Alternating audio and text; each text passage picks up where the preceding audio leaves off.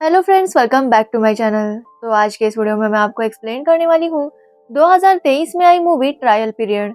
तो चलिए without wasting time movie का एक्सप्लेनेशन स्टार्ट करते हैं। मूवी स्टार्ट होती है दिल्ली में रहने वाली ऐना से, जो अपने बेटे रूमी को स्कूल के लिए रेडी कर रही थी। ऐना रूमी को रेडी करती है और रूमी भागकर ऐना के मामा के घर जाता है। यहाँ पर हमें पता चलता है कि ऐना के पड़ोस में ही उसके मामा मम्मी रहते हैं और ऐना के मामा को ऑनलाइन चीजें मंगाने का बहुत ज्यादा शौक था। वो रोज कुछ न कुछ ऑर्डर करते हैं। तभी रूमी की स्कूल बस आती है और रूमी स्कूल चला जाता है। स्कूल में रूमी का एक बेस्ट फ्रेंड है जोगी। वो दोनों हमेशा साथ रहते हैं, लेकिन स्कूल में कुछ बच्चे रूमी को हमेशा तंग किया करते हैं। लेकिन रूमी अपनी माँ को कुछ भी नहीं बताता। यहाँ पर जोगी उसे कहता है कि उसके पापा सुपरमैन है, इसलिए कोई भी उसे तंग नहीं करता। आज स्कूल में फादर्स डे सेलिब्रेट किया जा रहा था और रूमी को टीचर आगे बुलाती है और फादर के बारे में कुछ बोलने के लिए कहती है। लेकिन रूमी के पापा नहीं थे, इसलिए उसके पास बोलने के लिए कुछ भी नहीं था। सब लोग रूमी पर हंसने लगते हैं और ये बात रूमी को काफी बुरी लगती है। वो जब घर आता है तभी वो काफी ज्यादा उदास था। वो अपने मामा के साथ बैठा था और उसके मामा देख रहे थे कि उन्हें आगे क्या ऑर्डर करना है। तभी उसके मामा बताते हैं कि इस वेबसाइट से वो कुछ भी मंगा सकते हैं और 30 दिन में अगर पसंद नहीं आया तो उसे रिटर्न भी कर सकते हैं। जब रूमी ये सुनता है तो वो ऐना से कहता है कि उसे एक पापा चाहिए। ऐना को एक पापा ऑर्डर करने होंगे और 30 दिन में अगर उसे पसंद नहीं आए तो वो लोग रिटर्न करके नए पापा ऑर्डर कर देंगे। और ये सुनकर सब लोग काफी ज्यादा शॉक थे। रात को रूमी ऐना से पूछता है कि उसके पापा कौन है। तब ऐना बताती है कि वो उसके पापा को कॉलेज में मिली थी और उन दोनों को प्यार हो गया, जिसके बाद उन्होंने शादी कर ली और शादी के बाद रूमी हो गया। लेकिन उसके पापा काफी वर्कहॉलिक थे और उन्हें अपने काम से बाहर जाना पड़ा।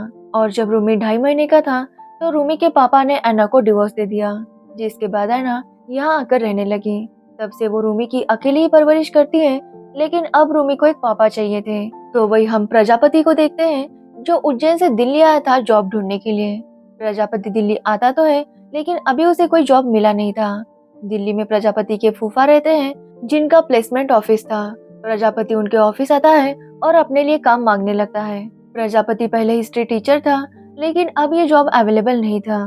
तो फूफा जी उसे कहते हैं कि जब तक उसकी जॉब नहीं लग जाती तब तक वो ऑफिस में ही रहे। और प्रजापति उनकी बात मान भी लेता है, लेकिन उसके ऑफिस में रहने की वजह से बाकी लोगों को काफी ज्यादा तकलीफ हो रही थी। फूफा जी भी काफी परेशान हो गए थे, लेकिन वो चाहकर भी प्रजापति को कुछ कह नहीं पा रहे थे। तो वही हम रूमी को देखते हैं, जो अभी भी जिद पर अड़ा था कि उसे पापा चाहिए। एक दिन ऐना ये बात अपने कलीग को बताती है तो कलीग उसकी इस बात पर हंसने लगती है।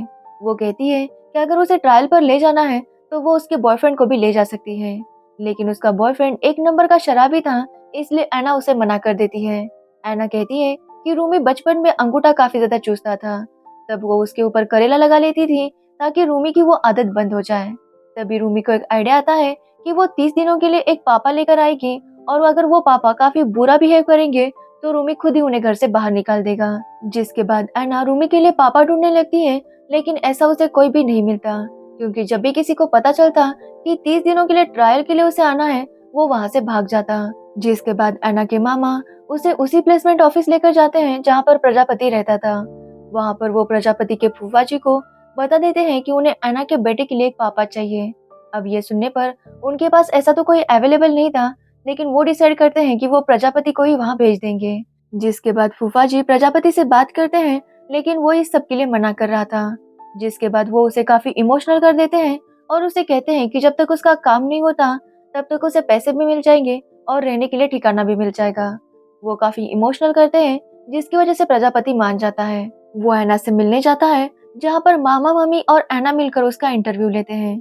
उन्हें प्रजापति काफी अच्छा लगता है, इसलिए वो उसे 30 दिनों तक यहाँ रुकने के लिए कहते हैं और उसे ये भी बताते हैं कि उसे रूमी के साथ बुरा बिहेव करना होगा ताकि रूमी उसे पसंद ना करने लगे।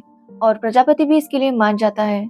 लेकिन जब वो घर के अंदर जा रहा था तभी वो गिर जाता है और ये देखकर रूमी उस पर काफी हंसता है।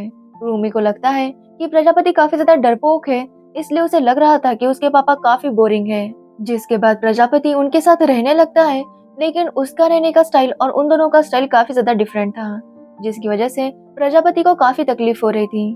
वो अपने फूफा को बताता है कि वो यहाँ पर नहीं रह सकता, लेकिन फूफा जी कहते हैं कि जब तक उसका काम नहीं लग जाता उसे वहीं पर रहना होगा, और इसलिए प्रजापति भी मान जाता है। तो वही रूमी प्रजापति के आने से बिल्कुल भी खुश नहीं था, क्योंकि उसे पापा सुपरमैन जैसे चाहिए थे लेकिन प्रजापति बिल्कुल भी वैसा नहीं था। एक दिन जब रूमी प्रजापति को लेकर स्विमिंग क्लासेस जाता है तो रूमी वहाँ पर सिर्फ बातें कर रहा था। तो प्रजापति उसे कहता है कि उसे स्विमिंग पर ध्यान देना चाहिए। तब प्रजापति काफी ऊपर से जंप करता है जिसे देखकर सभी बच्चे इम्प्रेस हो जाते हैं। सभी के लिए अब प्रजापति एक हीरो बन गया था। तो वही रूमी अब प्रजापति पर काफी ज्यादा खुश था। वो दोनों काफी टाइम एक साथ स्पेंड करने लगते हैं और मामा जी भी उनका साथ दे रहे थे। वो लोग साथ मिलकर कंचे खेलते और रूमी काफी ज्यादा एंजॉय कर रहा था। लेकिन ये जब ऐना देखती है तो वो प्रजापति पर काफी गुस्सा होती है, क्योंकि अगर रूमी को प्रजापति पसंद आ गया तो वो 30 दिन के बाद उसे जाने नहीं देगा। प्रजापति उसे समझाने की कोशिश करता है लेकिन ऐना उसकी बात नहीं सुनती। तो वही आज रूमी का फुटबॉल मैच था और प्रजापति उसे ही देखने जाने वाला था, लेकिन ऐना उसे वहां जाने नहीं देती। जब रूमी घर आता है तो वो काफी ज्यादा उदास था। प्रजापति उससे पूछता है कि क्या हुआ, तो रूमी बताता है कि उसके स्कूल के कुछ बच्चे उसे काफी ज्यादा परेशान करते हैं। यहाँ तक कि आज मैच के बाद उन्होंने उसे काफी ज्यादा पीटा। जब प्रजापति ये सुनता है तो वो काफी ज्यादा गुस्सा होता है। वो रूमी से कहता है कि अगर कोई उसे तंग करता है या मारता पीटता है तो चुप रहना नहीं चाहिए, वरना वो लोग हमेशा ही ऐसा करते रहेंगे। जिसके बाद प्रजापति रूमी को बताता है कि अगर फिर कभी उन लड़कों ने उसके साथ ऐसा कुछ किया तो रूमी को क्या करना चाहिए। लेकिन रूमी कहता है कि उसकी मम्मी को यह सब पसंद नहीं। उसकी मम्मी को लगता है कि अच्छे लड़के कभी भी फाइट नहीं करते। लेकिन प्रजापति का कहना था कि अपने हक के लिए हमेशा फाइट करना चाहिए। जिसके बाद रूमी जब अगले दिन स्कूल जाता है तो वो लड़के फिर से उसे परेशान करने की कोशिश करते हैं, लेकिन इस बार रूमी उन्हें काफी ज्यादा पीट देता है। जिसके बाद प्रिंसिपल रूमी की माँ और उस लड़के की माँ को ऑफिस बुलाती है। जब ऐना वहाँ पर आती है तो प्रिंसिपल उन्हें वार्न करती है कि फिर से अगर ऐसा हो गया तो वो उनके बच्चों को सस्पेंड कर देगी। इस सब से ऐना काफी गुस्सा हो जाती है और वो रूमी को डांटने लगती है। रूमी उसे बता रहा था कि वो बच्चे उसे मारते हैं, लेकिन ऐना उसकी बात नहीं सुनती। वो घर आकर प्रजापति को भी डांटती है, क्योंकि प्रजापति ने उसे ये सब कुछ सिखाया था। लेकिन प्रजापति भी इस बार चुप नहीं रहता और वो ऐना को बताता है कि किस तरह वो बच्चे रूमी को परेशान किया करते थे। ये सुनने के बाद ऐना को काफी बुरा लगता है। वो जाकर रूमी को देखती है तो उसके पीठ पर काफी ज्यादा चोट लगी थी। जिसके बाद ऐना रूमी को सॉरी कहती है और अगले दिन वो उसे खुद स्कूल लेकर जाती है। वहाँ पर उस बच्चे की मम्मी भी आई थी, तो ऐना उन्हें अच्छे से वार्न कर देती है और ये देखकर रूमी अपनी माँ पर काफी ज्यादा इम्प्रेस हो जाता है। जिसके बाद ऐना घर आती है तो प्रजापति घर छोड़कर जा रहा था, लेकिन ऐना उसे सॉरी बोलती है और 30 दिनों के लिए रुकने के लिए कहती है। ऐना की रिक्वेस्ट करने पर प्रजापति भी मान जाता है। जिसके बाद ऐना एक गर्ल्स पार्टी में जाती है और वहाँ पर वो काफी ज्यादा एंजॉय करती है। आज पहली बार उसे रूमी की चिंता नहीं थी, क्योंकि वो प्रजापति के साथ था। वो जब घर आती है तो रूमी सो चुका था। ऐना भी ड्रिंक करके आई थी और वो प्रजापति से बातें करने लगती है कि जैसे उसकी गर्लफ्रेंड है या नहीं।